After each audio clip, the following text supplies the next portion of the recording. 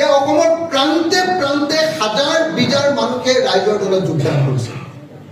আজি ৰাইজৰ দলৰ গণসমাৱেশ বুলি ক'লে 10,000 15,000 20,000 মানুহ লগে লগে সমবেত হয় অসমৰ এই সময়ৰ আটাইতকৈ দ্ৰুতগতিত আগবাঢ়ি যোৱা ৰাজনৈতিক দলটোৰ নাম হ'ল ৰাইজৰ দল সেইকাৰণে আপোনালোকে দেখিছে যে সৰ্বস্তৰৰ জনগণে আজি ৰাইজৰ দলত যোগদান কৰিবলৈ আহিছে সৰ্বস্তৰৰ জনগণে ৰাইজৰ দলৰ প্ৰতি আগ্ৰহ প্ৰকাশ কৰিছে সকলো জাতি সকলো ধৰ্ম সকলো বৰ্ণ সকলো সম্প্ৰদায়ৰ মানুহে ইয়াতে অংশগ্ৰহণ কৰিবলৈ আহিছে মই ইয়াত যিজন লিডাৰৰ নাম গাই দিলোঁ এই লিডাৰ কেইজনৰ নামতে আপোনালোকে দেখিছে যে সকলো ধৰ্ম সকলো বৰ্ণ সকলো জাতিৰ মানুহ ইয়াত আছে বাকীতো যিসকল সদস্য আহিছে সেইসকলৰ কথা বাদে বাকী লিডাৰ কেইজনৰ ক্ষেত্ৰতো আপোনালোকে নিশ্চয় দেখিছে যে সকলো জাতি ধৰ্মৰ মানুহ আছে আমি কৈছোঁ তেওঁৰ ক্ষেত্ৰতো আপোনালোকে নিশ্চয় দেখিছে যে সকলো জাতি ধৰ্মৰ মানুহ আছে আমি কৈছোঁ যে যদি ৰাইজৰ দলে এইবাৰ চৰকাৰ গঠন কৰিব পাৰে 2026 অকলে যদি কৰিব পাৰে কিন্তু বেলেগ কথা পাৰোঁনে মই নাজানো আজিৰ দিনটোত আমাৰ এজন এমএলএ কিন্তু 2026 চনত আমি কমেও 20ৰ পৰা 25 জন এমএলএ জিকাবৰ কাৰণে সম্পূৰ্ণ আছে যদি 20ৰ পৰা 25 জন এমএলএ জিকাব পাৰে তেতিয়াহ'লে আমাৰ পাৰ্টি অসমত কোনেও চৰকাৰ কৰিব নোৱাৰে আমাৰ পাৰ্টি যদি চৰকাৰ কোনেও কৰিব নোৱাৰে অথবা আমি যদি চৰকাৰ কৰোঁ তেতিয়াহ'লে আমি প্ৰথমতে 5টা কাম কৰিম 5টা কাম এই 5টা কামৰ কথা আমাৰ প্ৰত্যেকজন সদস্য আজি নৱাগত প্ৰত্যেকজন সদস্য মনত ৰাখি লোৱা দৰকাৰ 5টা কাম নাম্বাৰ 1 আমি চৰকাৰ গঠন কৰাৰ 5 বছৰৰ ভিতৰত অসমৰ প্ৰতিজোৰা পথাৰত পানী যোগানৰ ব্যৱস্থা কৰি ইৰিগেশ্যন 100% ইৰিগেশ্যন বানপানীৰ পৰা পথাৰখন ৰক্ষা কৰি আৰু বছৰৰ সকলো সময়তে পথাৰ দৰাত খেতি কৰিব পৰা যাক ইংৰাজীত ৰাউণ্ড দ্য ইয়েৰ কাল্টিভেশ্যন বুলি কয় বছৰৰ সকলো সময়তে খেতি কৰিব পৰা ৰাজ্যত পৰিণত কৰি অসমক প্ৰকৃত অৰ্থত কৃষি প্ৰধান ৰাজ্যত পৰিণত কৰিছে নাম্বাৰ 1 এই কামটো আমি কৰিম বুলি কৈছোঁ 5 বছৰৰ ভিতৰত কৰিম বুলি কৈছোঁ আৰু স্পষ্টকৈ কৈছোঁ যে চৰকাৰৰ দায়িত্ব হ'ব যে প্ৰত্যেকটা পথাৰত পানী দিম খেতিয়কৰ দায়িত্ব হ'ব লগত আমি ট্ৰেক্টৰ দিম প্ৰতিখন গাঁৱত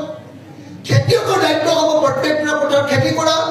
যদি খেতি কৰে তেতিয়াহ'লে খাজনা ফ্ৰী কৰি দিয়া হ'ব আৰু যদি খেতি নকৰে তেতিয়াহ'লে 5 গুণ খাজনা বৃদ্ধি কৰি দিয়া হ'ব প্ৰত্যেকজন মানুহে খেতি কৰিব নাম্বাৰ 1 আৰু এনেকৈ আমি অসমৰ মানুহৰ ইনকাম লগে লগে খেতিৰ জৰিয়তে 3 গুণলৈ বৃদ্ধি কৰিম এতিয়া যদি 1 গুণ পায় তেতিয়া 3 গুণ 3টা খেতি কৰাৰ লগে লগে ইনকাম ডাবল নহয় ইনকাম আমি 5 বছৰৰ ভিতৰত খেতিয়কৰ ইনকাম প্ৰথমতে অকল খেতিৰ জৰিয়তে 3 গুণ কৰিম নাম্বাৰ 1 নাম্বাৰ 2 যদি আমি চৰকাৰ গঠন কৰোঁ তেতিয়াহ'লে খেতিয়কে উৎপাদন কৰা প্ৰত্যেকটো বস্তুৰ আমি মিনিমাম ছাপোৰ্ট প্ৰাইচ দিম ন্যূনতম সমৰ্থন মূল্য দিম আমি খেতিয়কে উৎপাদন কৰা ধান খেতিয়কে উৎপাদন কৰা মাহ খেতিয়কে উৎপাদন কৰা মৰাপাট খেতিয়কে উৎপাদন কৰা শাক পাচলি প্ৰত্যেকটো বস্তুৰ ন্যূনতম সমৰ্থন মূল্য মানে কি আনকি ক্ষুদ্ৰ চাহ খেতিয়কৰ পাত ন্যূনতম সমৰ্থন মানে হ'ল যে যদি খেতিটো কৰিবৰ কাৰণে খৰচ হৈছে 1 কেজি 5 টকা তেতিয়াহ'লে খেতিয়কজনে সেই বস্তুটোত পাব 15 টকা সাপোজ গাঁৱত বিলাহী কিনিলোঁ এতিয়া যেনেকৈ অসম চৰকাৰে যেনেকৈ ধান কিনে এতিয়া এইটো আমাৰ পৰিকল্পনা আছিলে আৰু আমাৰ দাবী অনুসৰি অসম চৰকাৰে অসমত ধান কিনিবলৈ বাধ্য হৈছে এটা আমাৰ পৰিকল্পনা ৰাইজৰ দলৰ পৰিকল্পনা তো সেইটো বিধানসভাতো স্বীকাৰ কৰি লৈছে চৰকাৰে আপোনালোকে নিশ্চয় জানে তো সাপোজ আমি বিলাহী খেতি উৎপাদন কৰোঁ বিলাহী খেতি যদি আমাৰ ভাল উৎপাদন হয় আমি 2 টকাত 1 কেজি বিলাহী বিক্ৰী কৰোঁ আৰু সেই সময়ত আমি বিলাহী কিনি খাওঁ গুৱাহাটীত একদম যেতিয়া একদম কম দাম থাকে তেতিয়া আমি বিলাহী কিনি খাওঁ গুৱাহাটীত 50 টকা দাম আমি যদি আমাৰ চৰকাৰ গঠন কৰোঁ কি কৰিম জানেনে খেতিয়কৰ পৰা ডাইৰেক্টলি আমি সেই বিলাহীটো কিনি ল'ম নহ'লে বা যি মানুহে সেই বিলাহী কিনিব তাক কৈ দিম যে 5 টকা বিলাহী খৰচ হৈছে 15 টকাৰ তলত যদি কোনোবাই কিনা তেতিয়াহ'লে সেই বেপাৰীজন গ্ৰেপ্তাৰ কৰা হ'ব নাম্বাৰ 1 খেতিয়কক 15 টকাত আমি বিলাহীৰ দাম দিম খেতিয়কক 15 টকাত বিলাহীৰ দাম দি আমি কিন্তু বিলাহীৰ দাম বঢ়াই নিদিওঁ বিলাহীৰ দাম আমি গ্ৰাহকজনক 20 টকা দিওঁ যেটো বিলাহী আজিৰ দিনত 2 টকাত কিনি আনি 50 টকাত বিক্ৰী কৰে সেই বিলাহীটো আমাৰ দিনত আমি কি কৰিম বিলাহীৰ দাম আমি 20 টকাত দিম অৰ্থাৎ খেতিয়ক আৰু গ্ৰাহকৰ মাজত আমি পোনপটীয়া সম্পৰ্ক ৰচনা কৰি দিম তাৰ মাজত থকা মানুহবিলাক সিন্ডিকেট চক্ৰবিলাক এফালৰ পৰা আমি নাইকিয়া কৰি পেলাম এইটো আমাৰ প্ৰতিশ্ৰুতি তিনি আমি যদি চৰকাৰ গঠন কৰোঁ আমাৰ 3 নম্বৰ কামটো হ'ব যে অসমৰ স্থানীয় মানুহৰ কাৰণে অসমত বসবাস কৰা স্থায়ী আৰু স্থানীয় মানুহৰ কাৰণে অসমৰ ব্যৱসায় বাণিজ্য অসমৰ মানুহৰ হাতলৈ অনা পথাৰ আমাৰ বজাৰ আমাৰ এই যিটো ধাৰণা আমাৰ হেৰিয়ে দিছিলে অম্বিকাগিৰি ৰাইজৰে কৈছিলে যে এখন ৰাজ্যৰ তেতিয়াহে ধনী হ'ব পাৰে যেতিয়া সেই ৰাজ্যৰ বাসিন্দাসকলে তাৰ স্থায়ী বাসিন্দাসকলে তেওঁলোকৰ পথাৰখনৰ ওপৰত আৰু তেওঁলোকৰ বেপাৰখনৰ ওপৰত অধিকাৰ লাভ কৰে বজাৰখনৰ ওপৰত অধিকাৰ লাভ কৰে আমি চেষ্টা কৰিম যে আজিৰ দিনটো গোটেই কৰ্পৰেট শক্তিয়ে গোটেই বজাৰ দখল কৰি পেলোৱাৰ ফলত ব্যৱসায়ীবিলাকৰ কাৰো ব্যৱসায় ভাল নহয় আপোনালোকে যিকোনো এটা আপুনি ৰিটেইল চেল দোকানলৈ যাওক ৰিটেইল চেলৰ দোকানত মানুহে দোকানীজনে মন মাৰি বহি আছে কাৰণ কিয় হয় একদম অনলাইন ব্যৱসায় নহলে বা ডাঙৰ ডাঙৰ মলবিলাক খোলাৰ ফলস্বৰূপে সম্পূৰ্ণৰূপে আমাৰ এই ৰিটেইল চেল ব্যৱসায়বিলাকৰ অৱস্থা বেয়া আমি আপোনালোকক কথা দিছোঁ যে যদি ৰাইজৰ দলৰ চৰকাৰ হয় তেতিয়াহ'লে বজাৰ স্থানীয় মানুহৰ হাতলৈ আনিবৰ কাৰণে আমি সকলো পৰিকল্পনা গ্ৰহণ কৰিম এইটো 3 নম্বৰ 4 নম্বৰ আমি যেটো কাম কৰিম হেতু হল আৰু দুটা বাক্য দুটা কথা কৈ মই শেষ কৰি দিম এটো এই কথাটো 5টা কথা কম বুলি কৈছিলো 4 নম্বৰ কামটো হল যে আমি যদি চৰকাৰ গঠন কৰো তেতিয়া হলে হিমন্ত বিশ্ব শৰ্মাই যেনেকৈ কৈছে যে জাগিৰোডত কি এটো ইন্ডাষ্ট্ৰি সেমিকন্ডাক্টৰ ইন্ডাষ্ট্ৰি কৰি তেওঁ অসমৰ চৰিত্ৰ পৰিৱৰ্তন অসমৰ অৰ্থনীতি পৰিৱৰ্তন কৰি দিম বুলি কৈছে আমি ৰাইজৰ দলে কৈছো যে যদি আমি চৰকাৰ গঠন কৰো 5 বছৰৰ ভিতৰত অসমৰ প্ৰত্যেকখন গাঁৱত ক্ষুদ্ৰ উদ্যোগ গঠন কৰি অসমৰ প্ৰত্যেকখন গাঁৱৰ মানুহক সংস্থাপন দি অসমৰ গাঁৱৰ ল'ৰাবিলাক যে বেংগলোৰ চেন্নাই আৰু কেৰালাত আছে প্ৰত্যেকজন ল'ৰা ঘূৰাই আনি অসমতে অসমৰ মানুহক আমি কাম দিয়াৰ ব্যৱস্থা গ্ৰহণ কৰিম এইটো আমাৰ চ্যালেঞ্জ আৰু তাৰ কাৰণে আমাৰ পূৰ্ণ পৰিকল্পনা আছে এই কিতাপত এটাকৈ কেনেকৈ কোনটো বস্তু কি ইণ্ডাষ্ট্ৰি ক'ত হ'ব প্ৰত্যেকটো কথা আমি ইয়াক সুনিৰ্দিষ্ট ৰূপত ইয়াতে সংগবদ্ধ কৰি ৰাখিছোঁ আপোনালোকক মই জনাব খোজো আজি আপোনালোকে এখন গাঁৱলৈ যাব গাঁৱত যদি আপোনালোকে সোধে যে এই গাঁওখনৰ মানুহে খেতি কৰাৰ পাছত আটাইতকৈ বেছি কি কাম কৰে অলপ কথাটো বন্ধ কৰিব না প্লিজ আজি যদি গাঁৱত কোনোবাই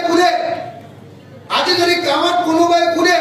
যিকোনো এখন গাঁৱত গৈ উজনি হওক নামনি হওক এখন গাঁৱত গৈ আপুনি সোধক যে আপোনালোকৰ গাঁৱৰ মানুহে খেতি কৰাত বাদ দি আটাইতকৈ বেছি কি কাম কৰে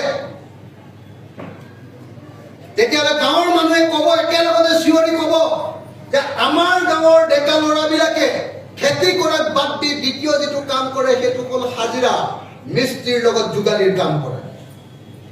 প্ৰত্যেকখন গাঁৱত আপোনালোকে সুধি চাওক এইটো হয় নে নহয় দ্বিতীয় কথাটো ক'ব যে আমাৰ গাঁৱৰ ল'ৰাই দ্বিতীয় যিটো কাম কৰে সেইটো হ'ল বেংগলোৰ কেৰালা বা চেন্নাইত গৈ চিকিউৰিটি গাৰ্ডৰ কাম কৰে অসমৰ আটাইতকৈ উঠি অহা যুৱক যুৱতীবিলাকৰ আটাইতকৈ বেছি কাম অৰ্থনৈতিক যেটো কাম হেতু যদি মিস্ত্ৰীৰ যোগালী বা হাজিৰা কৰা হয় দৈনিক মজুৰি কৰা হয় আৰু যদি সিকিউৰিটি গাৰ্ড কৰা হয় বেংগলোৰ বা কেৰালা গৈ তেতিয়াহ'লে সেই জাতিৰ কিবা ভৱিষ্যত আছে নে নাই সেই জাতিৰ কোনো ভৱিষ্যত নাই যদি এই জাতিৰ ভৱিষ্যত বদলাব লাগে তেতিয়াহ'লে কোনো টাটা কোনো বিৰলা কোনো ৰিলায়েন্স কোনো আদানী বা আম্বানীয়ে আমাৰ এই জাতিৰ ভৱিষ্যত বদলাব নোৱাৰে এই জাতিৰ ভৱিষ্যত বদলাবলৈ গ'লে আমাৰ ৰাইজ আৰু আমাৰ চৰকাৰে ঐক্যবদ্ধভাৱে আমি গাঁৱে গাঁৱে সৰু সৰু ইণ্ডাষ্ট্ৰি খুলিব লাগিব ক্ষুদ্ৰ ইণ্ডাষ্ট্ৰি খুলিব লাগিব ক্ষুদ্ৰ উদ্যোগ খুলিব লাগিব আৰু প্ৰত্যেকটো ক্ষুদ্ৰ উদ্যোগতে প্ৰত্যেকখন গাঁৱৰ মানুহক সংস্থাপিত কৰিব লাগিব মই ডাঙৰ কৈছিলোঁ ভীমকল খাই ভীমকলৰ পৰা বেবী ফুড ইণ্ডাষ্ট্ৰি কৰিব পৰা বেবী ফুড আপোনালোকে জৈৱিক বেবী ফুড কি কয় ভীমকলৰ বেবী ফুডৰ বাহিৰে আৰু ক'ত নাপাব কঁঠালৰ বেবী ফুডৰ বাহিৰে আৰু ক'তো নাপাব আজি যি চেৰেলেক খাওঁ তাতো দিয়ে গুমদানত তাতো দিয়ে আপোনালোকে নিশ্চয় জানে যে তাতো দিয়ে কেমিকেল ফাৰ্টিলাইজাৰ কিন্তু আমাৰ ভীমকল আমাৰ কঁঠাল গছত কোনেও কেমিকেল ফাৰ্টিলাইজাৰ নিদিয়ে ইয়াৰ পৰা যদি আমি বেবী ফুড তৈয়াৰ কৰিব পাৰোঁ তাৰ পৰা যদি চেৰেলেৰ নিচিনা পাউডাৰ তৈয়াৰ কৰি যদি আমেৰিকাত বিক্ৰী কৰিব খোজো গোটেই পৃথিৱীয়ে আমাৰ বেবী ফুড ভীমকলৰ বেবী ফুড বা কঁঠালৰ বেবী ফুড খাবৰ কাৰণে পগলা হৈ যাব ক'ব পাৰোঁ অসমৰ গাঁৱে গাঁৱে অসমত উৎপাদিত বস্তুবিলাকৰ ইণ্ডাষ্ট্ৰী কৰিম কালি মই তিনিচুকীয়া গৈছিলোঁ আহি আছোঁ ডিগবৈৰ পৰা আহি আছোঁ তিনিচুকীয়াত এখন গাঁৱত ডিৰাক চাৰিআলিৰ এখন গাঁৱত যেতিয়া গৈছিলোঁ তাত একদম মানুহে গোটেই টেঙা নেমু টেঙাৰ খেতি কৰিছে কিন্তু নেমু টেঙাৰ খেতি কৰি নেমু টেঙা পকিলে পেলাই দিব লাগে 40 পইচা পায় এটা নেমু টেঙা 100টা নেমু টেঙা দিলে 40 টকা পায় পেলাই দিব লাগে মানুহে কিয় আমি নেমু টেঙাৰ পৰা আচাৰ তৈয়াৰ কৰিব নোৱাৰো অলপ আগতে আপোনালোকৰ মিটিঙলৈ অহাৰ আগতে মই যিটো বস্তু খাই আহিছো তাৰ পৰা দি পঠোৱা মোক গোল নেমু নিমখত দিয়া গোল নেমু মই খাই আহিছো এতিয়া মই ক'ব পাৰোঁ যে ৱৰ্ল্ড ক্লাছ আচাৰ এটা ৱৰ্ল্ড ক্লাছ বহুত আচাৰ খাইছোঁ গোটেই দেখে ঘূৰি ফুৰোঁতে বহুত ধৰণৰ হোটেলত খাইছোঁ 5 ষ্টাৰ 7 ষ্টাৰ চবতে খাইছোঁ কিন্তু মই গেৰাণ্টি দি আপোনালোকক ক'ব পাৰোঁ যে গোল নেমুৰ নিমখত দিয়া গোল নেমুৰ আচাৰো কোনো পদ্ধতি কম বস্তু নহয় আমি অসমত নেমুৰ পৰা চৰবত বনোৱাৰ ইণ্ডাষ্ট্ৰী আমি অসমত নেমুৰ পৰা ঠাণ্ডা বনোৱাৰ ইণ্ডাষ্ট্ৰী আমি অসমত নেমুৰ পৰা আচাৰ বনোৱাৰ ইণ্ডাষ্ট্ৰী আমি অসমত বিলাহীৰ পৰা টপ বনোৱা জেলি বনোৱাৰ ইণ্ডাষ্ট্ৰী আচাৰ বনোৱাৰ ইণ্ডাষ্ট্ৰী প্ৰত্যেক ঠাইত যেতিয়ালৈকে খুলিব নোৱাৰি যেতিয়ালৈকে অসমৰ কাজি নেমু আৰু গোল নেমুৱে গোটেই দেশ আৰু বিদেশৰ বজাৰ দখল কৰিব নোৱাৰিম এতিয়ালৈকে কোনো অসমীয়া কেতিয়াও ধনী হোৱাটো সম্ভৱপৰ নহয় কোনো টাটাই আহি আমাৰ অসমীয়াক ধনী কৰি দিব নোৱাৰে কোনো ৰিলায়েন্স বা কোনো আদানী আহি অসমীয়াক ধনী কৰি দিব নোৱাৰে অসমীয়া যদি ধনী হ'বলৈ পায় অসমৰ প্ৰত্যেকটো টকা অসমতে ব্যৱহাৰ হ'ব লাগিব টকাক আমি পুঁজি টকাক আমি কেপিটেলত পৰিণত কৰিব পাৰিব লাগিব আৰু সেইকাৰণে প্ৰত্যেকজন অসমীয়াক আজিকালি শিকাবলগীয়া প্ৰথম কথাটোৱে হ'ল যে প্ৰত্যেকজন অসমীয়া পেছাদাৰী হ'ব লাগে প্ৰত্যেকজন অসমীয়া প্ৰফেচনেল হ'ব লাগে ইয়াৰ বিপৰীতে হিমন্ত বিশ্ব শৰ্মা বা তৰুণ গগৈ চৰকাৰে অসমীয়াক কি হ'বলৈ শিকাইছে অসমীয়াক পৰমুখাবেদ কি হ'বলৈ শিকাইছে অসমীয়াক আঁঠুৱাৰ কাৰণে কম্বলৰ কাৰণে সূতাৰ কাৰণে হাত পতাবলৈ শিকাইছে চাউলৰ কাৰণে হাত পতাবলৈ শিকাইছে বা অৰুণোদয় আঁচনিৰ 1250 টকা বা মোৰ মা বা মোৰ দেউতা 250 টকাৰ বৃদ্ধ পেঞ্চনৰ কাৰণে হাত পতাবলৈ শিকাইছে কোনো অসমীয়া প্ৰফেচনেল কৰি গঢ়ি তুলিবৰ কাৰণে কোনো চৰকাৰে ব্যৱস্থা লোৱা নাই আৰু যদি ৰাইজৰ দলৰ চৰকাৰ হয় অসমৰ প্ৰত্যেকজন নাগৰিকক প্ৰফেচনেল মানুহ ৰূপে গঢ়ি তুলি প্ৰত্যেকজন মানুহৰ পাৰ কেপিটা ইনকাম আমি বৃদ্ধি কৰিম আপোনালোকে লক্ষ্য কৰক আজি গোৱাৰ এজন মানুহৰ পাৰ কেপিটা ইনকাম হ'ল 6,15,000 টকা অকল সাগৰৰ পানীটোপাত মানুহক তাতে ফুৰিবলৈ দি সাগৰৰ পানীটোপাত ফুৰিবলৈ দি আৰু ফেনী খুৱাই ধৰি ফেনী মানে আমাৰ অসমৰ চুলাই মদৰ নিচিনা ফেনী আৰু সাগৰৰ পানীটোপাত দি যদি গুৱাই যদি এক বছৰত এজন মানুহৰ ইনকাম 6,15,000 কৰিব পাৰে কিয় অসমৰ তেল কয়লা চুনিল চাহপাত চব থকাৰ পাছতো খেতি থকাৰ পাছতো গোৱাটো খেতি নাই ব্ৰহ্মপুত্ৰ থকাৰ পাছতো কাজিৰঙা থকাৰ পাছতো শিৱসাগৰ থকাৰ পাছতো কিয় অসমৰ এজন মানুহৰ ইনকাম 1,20,000 টকা হৈছে পাৰ কেপিটা ইনকাম কিয় 1,20,000 হিমন্ত বিশ্ব শৰ্মাই উত্তৰ দিব পাৰিব কিয় আমাৰ কাষতে থকা ছিকিম নামৰ সৰু ৰাজ্যখন কি আছে ছিকিমত আপোনালোকে চাবলৈ যাওক দুটামান পাহাৰ আৰু পাহাৰৰ পৰা অকণমান মাজে মাজে বৰফ তাৰ বাহিৰেতো ছিকিমত একো নাই কিন্তু আমাৰ কি নাই আপোনালোকে নিজেই চাওক আমাৰ নিচিনা এনেকুৱা ধৰণৰ সেউজীয়া আমাৰ নিচিনা ইমান ডাঙৰ ব্ৰহ্মপুত্ৰ নদী আমাৰ নিচিনা ৱাইল্ড লাইফ আমাৰ নিচিনা হেৰিটেজ ভাৰতৰ কোনখন ৰাজ্যৰ আছে আমাৰ নিচিনা 97টা জাতি আৰু প্ৰত্যেকটো জাতিৰে খাদ্য অভ্যাস বেলেগ প্ৰত্যেক জাতিৰে ড্ৰেছ বেলেগ প্ৰত্যেকটো জাতিৰে কি কয় আপোনাৰ কি কয় সংস্কৃতি বেলেগ প্ৰত্যেকটো জাতিৰে সাজপানী কি কয়লো ভটকা বেলেগ চবৰে আহোমৰ সাজপানী খাব নে মিচিঙৰ চাইমদ খাব বড়োৰটো খাব নে ডিমাচাৰটো খাব ইমান বস্তু থকাৰ পাছতো কিন্তু আমি অসমক বনাব পৰা নাই সেইকাৰণে আমাৰ স্পষ্ট কথা যদি গোৱাই পৰ্যটন ৰাজ্য হিচাপে ইমান আগুৱাই যাব পাৰে ছিকিমে যদি পৰ্যটন ৰাজ্য হিচাপে ইমান আগুৱাই যাব পাৰে ৰাইজৰ দলে চৰকাৰ গঠন কৰাৰ 5 বছৰৰ ভিতৰত অসমক ভাৰতৰ শ্ৰেষ্ঠ পৰ্যটন ৰাজ্য ৰূপে কৰি তোলা হ'ব আৰু প্ৰত্যেকজন অসমীয়াৰ গড় জনমূলীয়াই পাৰ কেপিটা ইনকাম